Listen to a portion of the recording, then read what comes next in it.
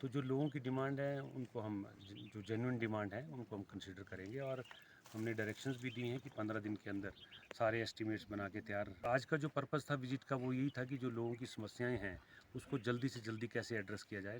मुझे आने में देरी भी हुई। एक्चुअली हम प्लान ये कर रहे थे कि इसको 4-5 महीने पहले विजिट कर लेते ताकि अब तक काम हो जाता, बट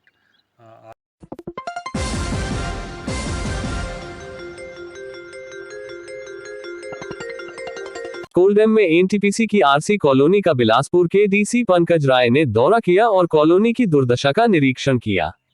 दशकों के बाद बिलासपुर जिले के डीसी के इस दौरे से कोलडैम से उजड़े 200 से अधिक परिवारों की उम्मीद जगी है। वहीं एनटीपीसी के अधिकारियों की सांसें भी फूल गई है।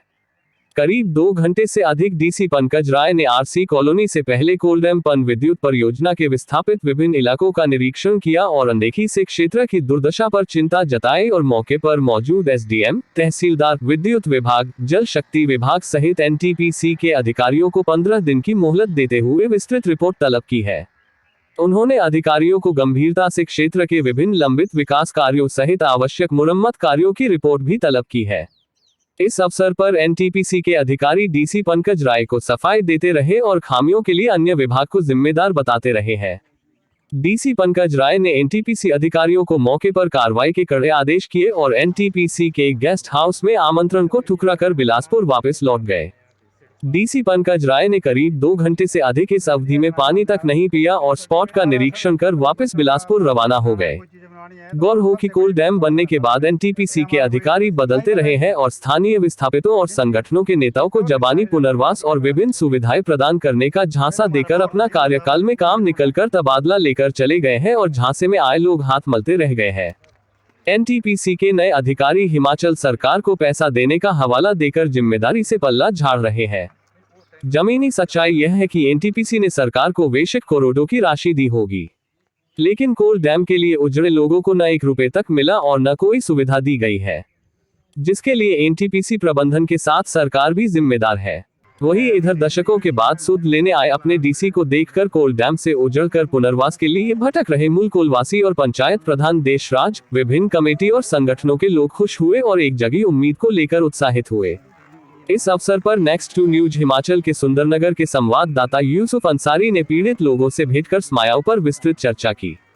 संवाददाता अंसारी से हनोड़ा पंचायत के तेजतर्रार प्रधान देशराज ठाकुर ने कहा कि कोलडैम बनने में जमीन और घर वार देकर सैकड़ों लोग 18 साल के बाद भी सुविधाओं के अभाव में दुर्दशा के शिकार है और सरकार तथा एनटीपीसी के दरबार में मांगों को लेकर बार बार हाजिरी लगाकर हार चुके हैं, लेकिन आज तक न पंचायत और न लोगों की सुनाई नहीं हुई है। डीसी पंकज राय ने दौरा कर लोगों का दर्द समझा और 15 दिन में कार्रवाई के आदेश किए हैं। इससे हम सभी बहुत राहत महसूस कर रहे हैं।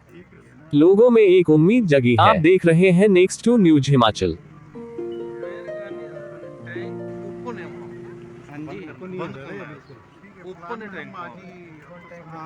मशीनें भी हमेशा कभी खराब रहती है। वो तो देखने को चलाते हैं जी, बाकी है नहीं कुछ नहीं। हाँ, पानी कहाँ निकलता नहीं है। वही घूम रहा है। हाँ, वो देख रहे थे मेरे स्मेल नहीं होनी, सेप्टेज वगैरह हो गई है। अदरवाइज तो सनलाइट में ऑक्सीजन मेरे घर अभी तक आप इन सरकार 200 स्टार कोड़ी के टड़ने वाली है। ये अपना प्लान लाइसेंस चाहिए जहाँ से लाइन जा रही है, और फिर ये एस्टीमेट बनाएंगे और वो पैसा ये डिपॉजिट 15 दिन के बाद हम रिव्यू करेंगे। मेरे घर 2006 या 7 में जब किसी मुद्दा से शायद कोई कॉन्टैक्ट हुआ था इसका प्लान का, तो we are not finding any plan सारे रिकॉर्ड्स में। तो हमारी बात किया जो ये शुरू से यहीं रहे हैं, तो बात ये हुआ एग्जीक्यूशन किसने किया, ये बनाया किसने? सर ये साई कंस्ट्रक्शन था स्टार्टिंग में। नहीं वो तो आगे पीडब्ल्यूडी ने नहीं बनाया सर, यही तो मैं बोल रहा हूं। डायरेक्ट एनटीपीसी ने पैसे करवाया। तो इसका सर सोल्यूशन अभी यही है कि साइट पे जा करके जैसे ये आपस में type up, we can prepare the plan according to that. अगर नहीं मिल रहा है तो ऐसा नहीं, अगर हिमुडा ने किया तो उनके पास होगा, वो एक बार अप्रोच करते हैं सर। 100% होगा, हिमुडा के रिकॉर्ड में होगा। सर हिमुडा ने टेंडर किया होगा, फिर साई कंस्ट्रक्शन ने किया है। तो प्लान प्लान होगा, प्लान होगा, ट्राई करते हैं सर। हिमुडा से मिल जाएगा, और वैसे भी इतनी बड़ी हाईटेक चीज़ तो है नहीं, मैन होल है। एनटीपीसी के पास मिल जाएगा है, उनके सब कॉन्ट्रैक्टर आगे थे वो। चलो उससे कोई मतलब नहीं, मैन होल आप देखिए कहाँ कहाँ है, उसके साइड कॉरस्पॉन्डिंग विजिट घर बने करके वो बन जाएगा वो। बट इंटरेस्ट हमारा ये है कि जो सीवरेज लाइन है वो फूल प्रूफ हो, तो कल को मेंटेन आप नहीं करनी उन्होंने, तो इसलिए जय साहब आप लोकल हैं, सारा इसको करके 10-15 दिन में पूरा डिटेल बनाइए और एस्टिमेट सबमिट करिए जैसे पीडब्ल्यूडी ने किया। इस टाइम में तो कोई भी नहीं करेगा। एनटीपीसी वाले ने क्यों पूछने, उसने तो पैसा दिए गवर्नमेंट के थ्रू हुआ, कुछ नहीं किया जी, सिर्फ ये प्लाट दिए और क्या करना है, और कुछ नहीं किया। राम ठाकुर विस्थापित हरनोड़ा। हमारी यहाँ पे जब एक कोल डैम प्रोजेक्ट का कार्य शुरू हुआ तो इसमें लोगों की ज़मीन जो है एक्वायर की, और उस वक्त आज एनटीपीसी बोल रहे कि हमने इतना पैसा दिया, लेकिन वो पैसा उसको हम क्या करेंगे, जो जिस पैसे से आप आगे आजकल बच्चों को रोज़गार नहीं है, उसका आगे फ्यूचर नहीं है। कॉन्ट्रैक्ट बेस पे वो किया है, मिनिमम बेसिस के ऊपर उनको लगाया हुआ है, और उसमें उनका कोई आगे फ्यूचर है नहीं। और दूसरी, कैचमेंट प्लान के तहत जो है 60 करोड़ रुपए बोलते हैं कि हमने इतना दे रहे हैं, इतना दे रहे हैं। आज देखिए यहाँ पे, यहाँ थोड़ा सा इसको आप घुमाएंगे, एक भी प्लांट यहाँ पे नहीं लगा हुआ है, बिल्कुल ऐसी बंजर कर दो। जी नमस्कार, मेरा नाम अमरीत चंद, मैं कोलबांध विस्थापित कॉलोनी शेरपा में रहता हूँ। यहाँ पे इस कॉलोनी में करीब 250 परिवार हैं जो कि कोलबांध से जुड़े हुए हैं और यहाँ पे रह रहे हैं।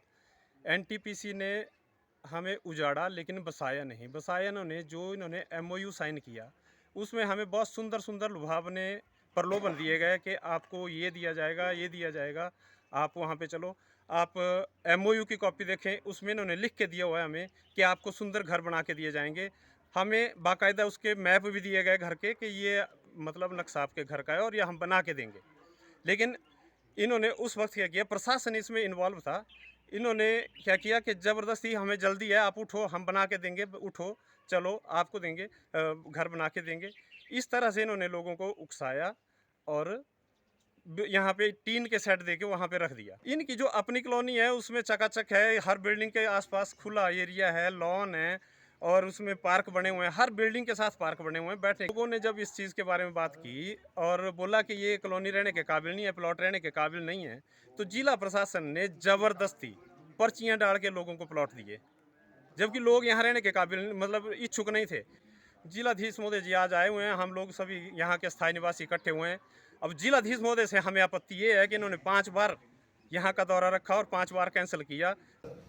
23 जनवरी 1996 से लेके 22 जनवरी 2016 तक ग्राम पंचायत के विभिन्न पदों पे कार्यरत रहा और व्यक्तिगत लेवल पे भी जो भी हमारी समस्याएं थी, जहाँ तक मुझे जानकारी थी, उन समस्याओं को उठाने के लिए भरसक प्रयास किया। कानूनन जो MOU है वो आड़े आ जाता था कि जी ये क्राइटेरिया बना है, इस क्राइटेरिया के आधार पे फला आदमी को ये मिलना है, फला आदमी को ये मिलना है।